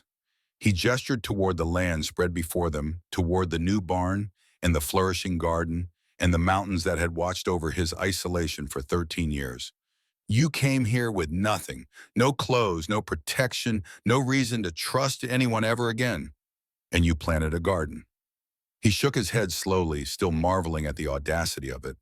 On land, everyone said, was too poor to grow anything you planted seeds. And they grew. Catherine smiled, a small expression that transformed her face. They grew because I refused to believe they would not. That is what I am trying to say. Silas turned to face her, fully forcing himself to maintain eye contact despite how exposed it made him feel. I spent 13 years refusing to believe anything could grow in my life again. Then you showed up and proved me wrong. The garden, the teaching, this. He gestured between them. All of it grew because you refused to let it fail. So the partnership is gratitude, no. The word came out more forcefully than he intended. He softened his voice before continuing. The partnership is honesty. It is saying out loud what has been true for months. That this place is not mine anymore. It is ours. That whatever future exists here, it is something we build together or not at all. Catherine was silent for a long moment, her eyes fixed on the mountains that were slowly turning purple in the fading light. When she spoke, her voice was barely above a whisper. I was 17 when I entered the convent. 17 years old, running from a home that had never felt like home, looking for somewhere I might belong. She paused, gathering memories that clearly still carried weight. I found peace there, purpose, but I never found what I was really looking for. What was that? A place where someone would fight for me, where I would not have to face everything alone. She turned to look at him, and in her eyes he saw tears that she refused to let fall. I found it here, in the last place I ever expected to find anything. Silas reached out slowly, giving her time to pull away. If she wanted to, she did not. His rough hand closed around her smaller one, calluses against softness, strength against grace. Then we signed the papers together. Partners, partners. The word carried the weight of everything they had not said. The possibility of something more than partnership, something that neither of them was ready to name, but both of them felt growing like Catherine's garden, pushing up through soil that had seemed too hard to support life. They sat in silence as darkness gathered, hands intertwined, watching stars emerge one by one above the mountain peaks. The mended teacup sat between them, its cracks visible but its form restored, holding together at the broken places where it had become strongest. The news arrived 3 weeks later, carried by a rider from Helena who stopped at the ranch on his way south. Ezra Harding had died in his cell. The official cause was listed as heart failure, which might even have been true. The man had been 72 years old, had spent 3 months in conditions far removed from the comfort he had known his entire life. Hearts gave out under such strain. It happened, but the writer carried other news too, whispered speculation that suggested a different story. Ezra Harding had received a visitor the day before his death, a woman dressed in black who had spent an hour alone with him in his cell. No one knew what had been said, but guards reported hearing weeping through the heavy door. not the woman's weeping. The prisoners. Silas thought he knew who the visitor had been. Samuel Harding was still alive, serving his sentence in a territorial prison, but reports suggested he had become a shadow of the man he had been. The swagger and cruelty had been beaten out of him by inmates who had no patience for men who hurt women, who had their own codes of justice that operated independently of courts and judges. The Harding Empire continued under Ezekiel's management, transformed into something their father would not have recognized. The mines paid fair wages now. The ranch hands were treated as employees rather than property. The stranglehold on territorial politics had been released, allowing other voices to be heard. It was not redemption. Nothing could redeem the decades of cruelty that had defined the Harding legacy. But it was change, and in change lay the possibility of something better. Catherine received the news of Ezra's death without visible emotion, but Silas noticed that she spent longer than usual in the garden that afternoon, her hands working the soil with particular intensity.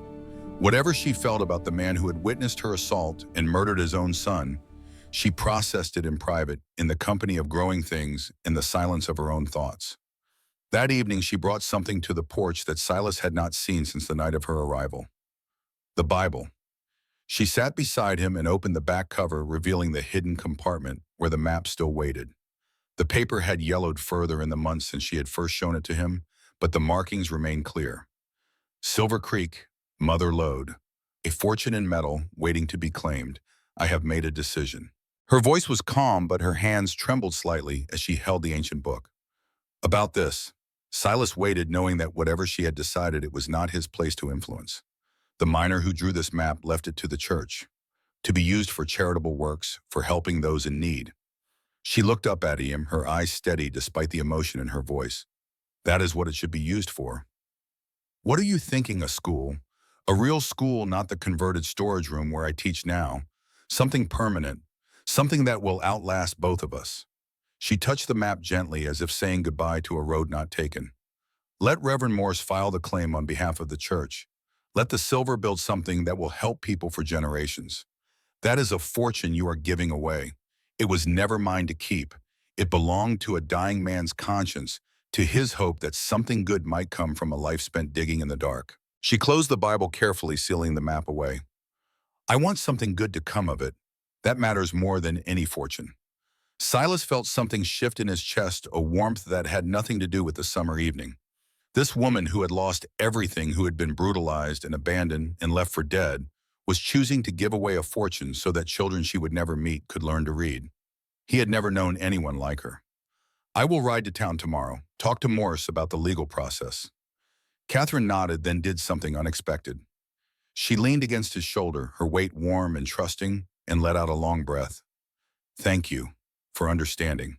He wanted to say that he more than understood, that her choice had confirmed something he had been feeling for months, that he was falling in love with her in the slow, careful way of people who had been hurt too badly to fall fast. But the words would not come. They were too large for his throat, too unfamiliar on his tongue. Instead, he simply sat with her weight against his shoulder, watching the stars emerge, letting the silence speak what words could not. Some conversations did not need language. Autumn came in a blaze of color that made the mountains look like they were burning from within. The aspens turned gold against the dark green of the pines, creating patterns that shifted and danced in the wind. The mornings arrived cold now, frost on the grass that melted by mid-morning, a reminder that winter was coming and preparations needed to be made. The new barn was full of hay, enough to last through even the harshest Montana winter. The livestock had been fattened on summer grass. The garden had been harvested, its produce preserved and stored in the root cellar that Thomas had helped Silas expand. They were as ready as they could be. Catherine's school had been formally established, funded by an anonymous donation that everyone in town knew came from the silver map, but which no one discussed openly. Construction would begin in spring, a proper building with room for 30 students, glass windows, and a bell tower. Catherine had been officially appointed as his first teacher, a position that came with a small salary and the respect of a community that had learned to see her for who she was rather than what had been done to her. The partnership papers had been filed with the territorial court, making Catherine legal co-owner of everything Silas possessed. The document sat in a lockbox in the cabin, a piece of paper that represented so much more than property rights. One evening in late October, as the last light faded from a sky streaked with orange and purple, Silas found Catherine standing at Martha's grave. The small plot sat on a rise behind the cabin marked by a simple wooden cross that Silas had carved himself 13 years ago. He had not visited it in months, had not been able to bring himself to face the woman who had once been his whole world. But Catherine stood there now, her head bowed, her lips moving in what might have been prayer. He approached quietly, not wanting to intrude, but drawn by something he could not name. She did not seem surprised when he appeared beside her. She simply reached out and took his hand, holding it as they both looked down at the grave of the woman he had loved and lost. I wanted her blessing. Catherine's voice was barely above a whisper. I know it sounds foolish. She cannot hear me. She cannot answer. But I needed to say the words anyway. What words? That I will take care of him, that I will not try to replace her in his heart, because that is not possible, and I would not want it anyway. That I will love him in my own way, for my own reasons, and that I hope that would be enough. Silas felt his throat tighten around emotions he had suppressed for so long, they had almost forgotten how to surface. She would have liked you? The words came out rough, scraped raw by feelings too large for expression. Martha always had a gift for seeing who people really were. She would have seen you, would have understood. I wish I could have known her. You know her through me, through the man she helped me become before I forgot how to be him. He squeezed Catherine's hand gently. She taught me that love was not weakness, that needing people did not make you less. I forgot that lesson for a long time. You reminded me. Catherine turned to face him, her eyes bright with unshed tears. Silas, I need to tell you something. Something I have been afraid to say. He waited, his heart beating harder than it had any right to. I love you. The words came out simple and direct, no adornment or qualification. Not because you saved me, not because I have nowhere else to go. I love you because you are good and kind, and you turned away when I had nothing, which gave me back something I thought was lost forever. You gave me dignity when the world had taken it all. Silas stood frozen, the words washing over him like spring rain on parched earth. He had not heard those words in 13 years, had not expected to ever hear them again. Catherine. His voice broke on her name. I am not good at this, at words, at feelings. I spent so long alone that I forgot how to be with people. I know. I am old, set in my ways, difficult. I know that too. He took a deep breath, gathering courage for words he had never expected to speak again. I love you too. The confession felt like releasing a breath he had held for 13 years. I did not plan to, did not want to. But you planted yourself in my life the same way you planted that garden, and you grew despite everything telling you that you should not. You grew and you made me grow with you. Catherine smiled through her tears, a radiance that transformed her face into something approaching beautiful. That is the most you have ever said at one time. Do not get used to it. She laughed, a sound that Silas realized he had never heard from her before. Pure joy unmarked by irony or pain. It was the most beautiful sound he had ever heard. They stood together at Martha's grave as the last light faded, two people who had found each other in the most unlikely of circumstances. The cross cast a long shadow across the ground, but neither of them saw it as anything but a blessing. Martha had taught him to love. Catherine had taught him to love again. In the grand accounting of a life, that was no small gift. The wedding was small, held in the Methodist church on a clear November day, with frost on the windows and fire in the hearth. Reverend Morse performed the ceremony, his voice carrying the weight of genuine happiness for two people who had earned whatever joy they could find. Agnes stood as Catherine's witness, her practical face softened by emotions she would never admit to feeling. Joseph served as Silas's best man, a role that would have seemed impossible 6 months earlier. Thomas Harding attended, sitting quietly in the back row, representing a family connection that had been transformed rather than severed. Ezekiel had sent a gift, a set of silver candlesticks that had belonged to the Harding family for generations. A peace offering, perhaps, or simply an acknowledgement that the old hatreds had run their course. Catherine wore a dress that Agnes had helped her make simple and white and utterly unsuited to practical ranch life. She wore it anyway, claiming one day of beauty before returning to the work that defined her existence. The silver cross hung at her throat as it always did, but Silas had added something to it. A simple gold band on a chain matching the one he wore on his finger. They exchanged vows in the traditional manner, words worn smooth by centuries of use. But Silas added something of his own at the end. I cannot promise you an easy life. He spoke slowly, finding words as he went. This land is hard, and I am harder in some ways. But I can promise that I will never turn away from you, that whatever comes, we face it together, that you will never stand alone again. Catherine's response was equally simple. I do not need easy. I need true. And you are the truest man I have ever known. Reverend Morse pronounced them married with a smile that suggested he had been waiting for this moment for longer than either of them knew. The small congregation applauded, and Silas Crow, the mountain man, who had spent 13 years hiding from the world, kissed his wife in front of witnesses for the first time since Martha's death. It felt like coming home. The years that followed blurred together in the way that good years do, marked by seasons and harvests, rather than by individual days. The school was built and open, becoming the center of education for children throughout the territory. Catherine taught there for 23 years, watching generations of students grow from uncertain children into capable adults. Some of them became teachers themselves, spreading the gifts she had given them to places she would never see. The ranch prospered under their joint management, growing from Silas's original 40 acres to something approaching a proper cattle operation. Thomas stayed on as foreman, eventually marrying the daughter of a neighboring rancher and building his own cabin on land that Silas and Catherine gifted to him. A child came unexpected and miraculous, born when Catherine was 35 and Silas was 61. They named him Elijah after Silas's father, a man who had died before the war and whose memory Silas had buried along with so much else. Watching Catherine hold their son, Silas felt the last of his walls crumble into dust. He had built those walls to protect himself from loss, from the unbearable pain of loving something that could be taken away. But looking at his wife and child, at the life they had created from the ashes of so much destruction, he understood at last what Martha had tried to teach him so many years ago. The risk of loss was the price of love, and love was worth any price. Elijah grew tall and strong, inheriting his father's height and his mother's intelligence. He learned to ride before he could properly walk, learned to read from his mother's patient instruction, learned the value of silence and the greater value of speaking when words were needed.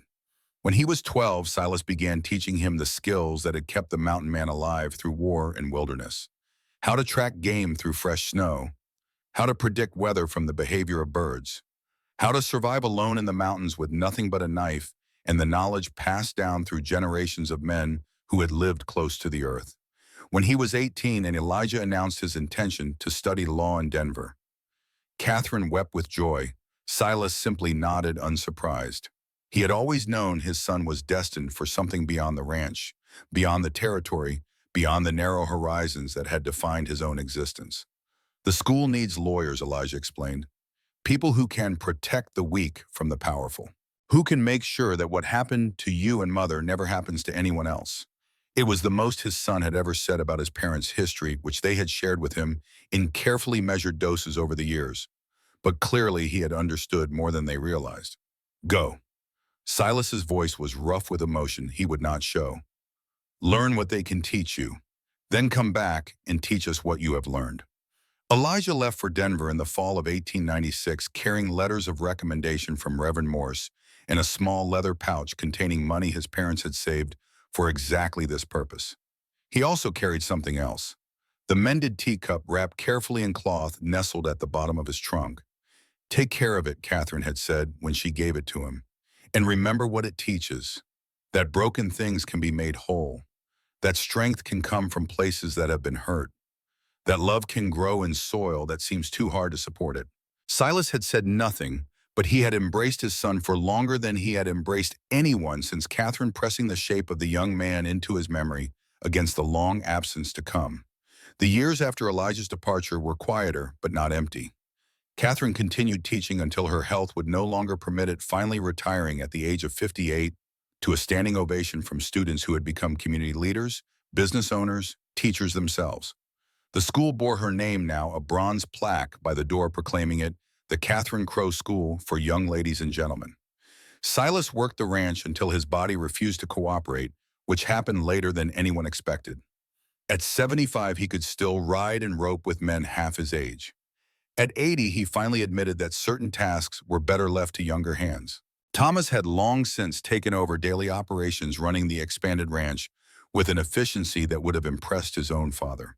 The Harding name had become respectable again under his and Ezekiel's stewardship, though neither brother ever claimed the title of patriarch. Some legacies, they understood, were better left unclaimed. Silas died on a clear autumn morning in 1906, 86 years old, and surrounded by everyone who mattered. Catherine was there, her hair white now, but her eyes as sharp as ever. Thomas stood by the window, weathered and worn by decades of hard work, but still standing. Ezekiel had ridden up from the Harding Ranch, paying respects to a man who had once been his enemy. And Elijah was there, the son who had become a lawyer, as he had promised, who had returned to Montana to practice law in the small towns where justice needed advocates. The end came peacefully between one breath and the next, with Catherine holding one hand and Elijah holding the other. His last words were too quiet for anyone but Catherine to hear. "Tell Martha I am coming." She wept, then the first tear she had allowed herself in years, and pressed her lips to his forehead as his spirit slipped away to whatever waited beyond. They buried him on the rise behind the cabin next to Martha's grave in a plot that had been waiting for him for 30 years. The simple wooden cross bore words that Elijah had chosen. Silas Crow, 1820 to 1906. He stood when standing was needed. The funeral was larger than Silas would have wanted, but Catherine insisted. People came from throughout the territory, former students and business associates, and simply people who had heard the story of the mountain man and the nun who wanted to pay respects to a legend before it passed completely into history. Reverend Morse spoke the words, though his voice trembled with age and grief. He had known Silas for 40 years, had married him twice, had watched him transform from a wounded hermit into a pillar of the community. He was not a man of many words, Morse said as the crowd gathered around the grave, but every word he spoke was true. He was not a man who sought attention. But when attention was needed, when someone had to stand against injustice and cruelty, he stood. That was his gift to all of us. The reminder that one person making one choice can change everything. Catherine did not speak at the funeral. She stood silent by the grave, holding the mended teacup in her hands, watching as her husband was lowered into the earth beside the wife he had loved before her. She did not feel jealousy, had never felt it. Martha had shaped the man who had saved her, who had loved her, who had given her a life beyond anything she had imagined possible. How could she resent the woman who had made all of that possible when the last mourners had departed and the sun had begun its descent toward the mountains? Catherine sat alone on the porch where she had sat with Silas so many times over the years. The mended teacup rested on the railing beside her, empty, now waiting for hands that would never hold it again. But it was not empty, not really. It held 30 years of morning coffee and evening conversation. It held the memory of two people learning to trust each other, to love each other, to build something lasting from the wreckage of their individual pasts. It held the essence of a partnership that had transformed two broken people into something stronger than either had been alone. Catherine lifted the cup to her lips, breathing in the ghost of coffee that lingered in the porcelain. "I will see you soon," she whispered. "Wait for me."